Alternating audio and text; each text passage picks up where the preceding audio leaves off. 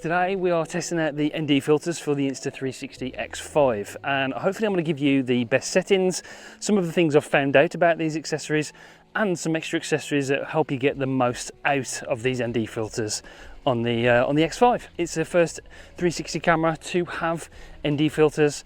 The new Osmo 360 does not have ND filters, so you haven't got an option to play around with the manual settings and get some really nice cinematic footage.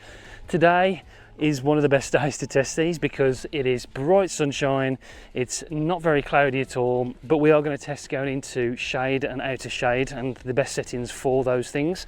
I found some things out about it and hopefully I'm going to share those with you so you can get the best out of your Insta360 X5 with the ND filters. Side-by-side comparison, this is with the ND64 on, and if I wave my hands you can see that hopefully there's a nice motion blur to the footage. You don't get that when you don't use an ND filter. So I'm going to do this, I'm going to wave my hand a little bit and we'll pause it in the video so you can see what kind of results you can expect.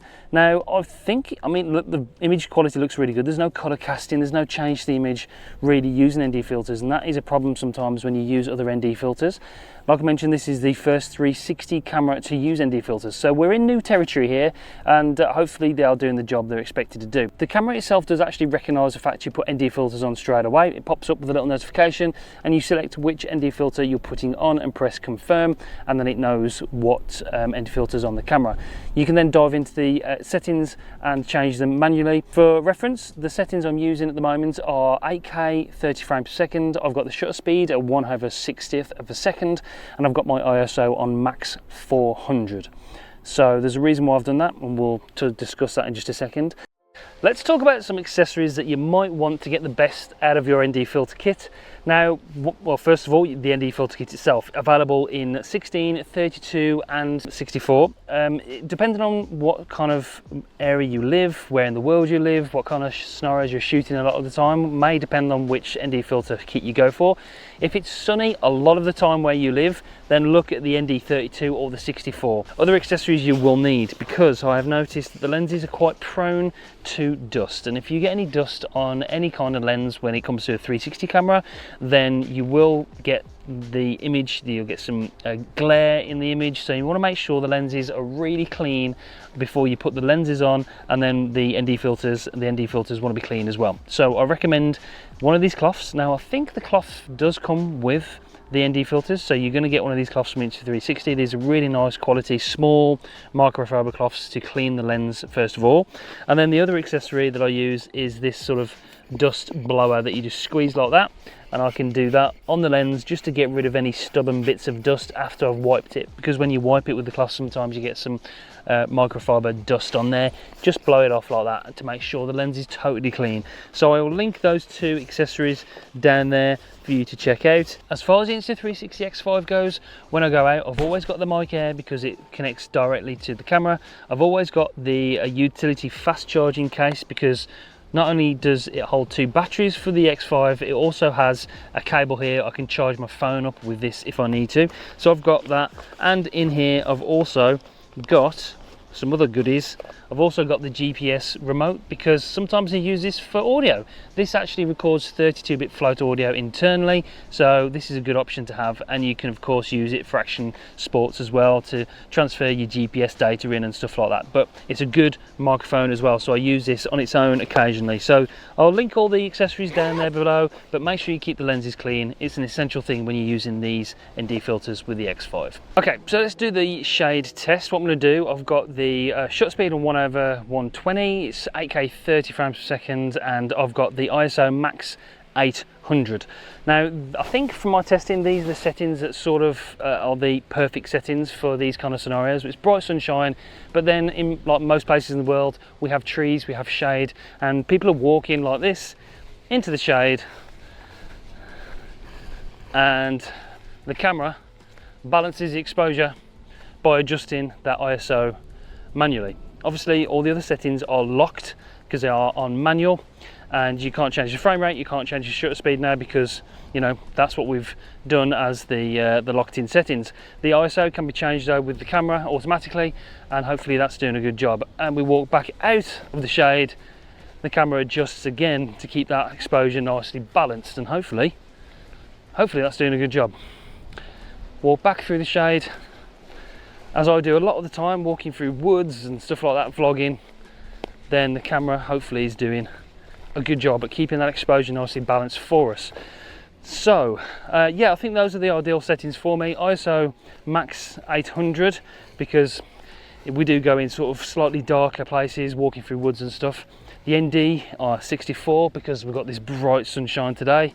The shutter speed are 1/120 because it negates any of those sort of ghosting glitches and stuff like that in the stabilisation where it's battling against that. So yeah, let me know in the comments down below what you think. I think for me those are the ideal settings that we can get with this camera.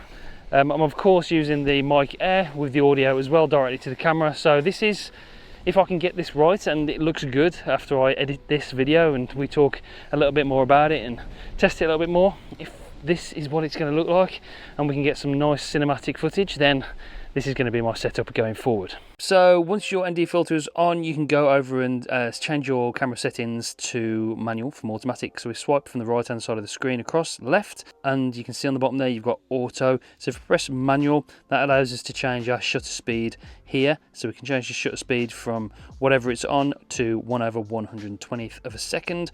That's what I recommend for most scenarios. We go back and then we can change our ISO. We can set our ISO. If we press from manual to auto, you can change your ISO to max 800, and that will automatically adjust the ISO to a maximum of 800, which is what we want for most sort of darker shaded environments. So you've got your settings, white balance, leave on auto. EV, if you want to, you can change that down to -3, but I left it on 0. And then we've got standard here for the picture color profile. You can change that if you want to. Then if we go back out, you can see your camera settings are set on the top on right hand side of the screen there, and then you can just adjust them if you need to for certain scenarios. But that's how you change the settings on the camera from automatic to manual. So if we do some running shots here with me running with the camera, I do see some ghosting and glitching in the stabilisation when the shutter speed is quite low of 1/60 of a second. So what I recommend you do is up that shutter speed if you're doing action sports or riding on a bike or running or something, up it to 1/120 of a second to get rid of those glitching and ghosting in the background because of the stabilisation fighting against the shutter speed. These are my final settings. 8K 30, generally I shoot in that. And then our shutter speed is going to be 1/120th of a second with a max ISO of max 800, and that allows you to move in and out of shade and keep the image nicely balanced. Then you get nice motion blur, not as much motion blur if the shutter speed is slower, but you still get a nice motion blur and you stop any of that ghosting and glitching in the stabilisation in the background. So those are my recommended settings for the ND filters. After a lot of testing, riding bikes, running, out in bright sunshine, using the ND64 for really bright scenarios like I was filming on the hill, or if it's cloudy and overcast, use this ND16 or the ND32 if it's just slightly in and out sunny. So those are my recommended settings for the ND filters. I hope it helped. If you've got any other questions, let me know in the comments down below. Yeah, I'm going to be doing some further testing, so if you're new to the channel, make sure you do subscribe, press the bell so you don't miss any future uploads. Great accessory, the first 360 camera to have ND filters, and it's going to enable you to get some really interesting creative shots with your 360 camera. Okay, that's it for this one. See you soon. Thanks for watching. Bye guys.